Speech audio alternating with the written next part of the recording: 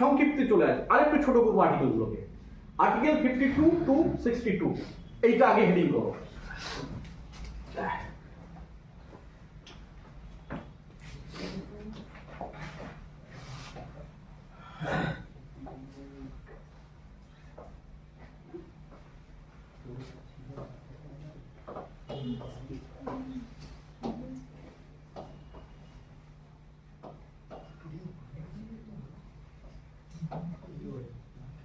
Article number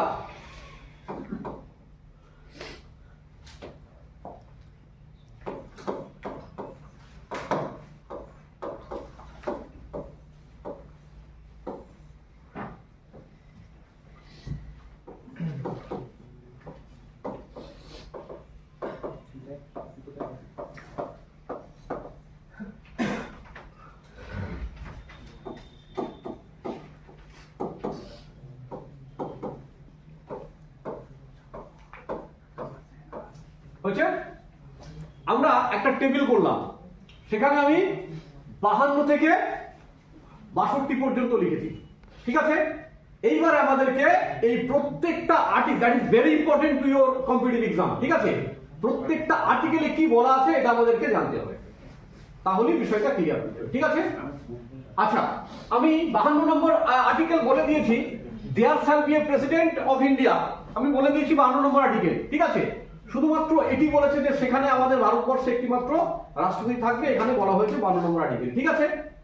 53তে বলা হয়েছে, কি বলা আছে 53তে?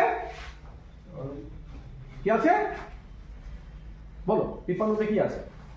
Functions, power and functions of the president, ঠিক আছে। Power and functions of the president, article number 53। আমি এটা নিয়ে পরে আসবো, পাওয়ার এন্ড ফাংশন, ঠিক আছে। আমাদের যত সমস্যা হবে আর্টিকেল নাম্বার 54, কি আছে? ইলেকশন অফ দা প্রেসিডেন্ট, ঠিক আছে। আর্টিকেল নাম্বার 54 কে নিয়ে আমরা বিস্তারিতভাবে আলোচনা করব।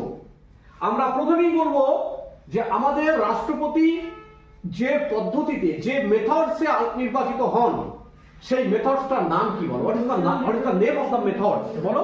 Proportional representation by single transferable vote. Proportional representation by single transferable vote, মানে হচ্ছে একক হস্তান্তরযোগ্য সমানুপাতিক প্রতিনিধিত্ব, ঠিক আছে। এই একক হস্তান্তরযোগ্য সমানুপাতিক প্রতিনিধিত্ব কি, এইটা আমাদেরকে বুঝতে হবে, ঠিক আছে। আচ্ছা, আমরা আর্টিকেল নাম্বার 54 কে এখানে ডাউন করলাম,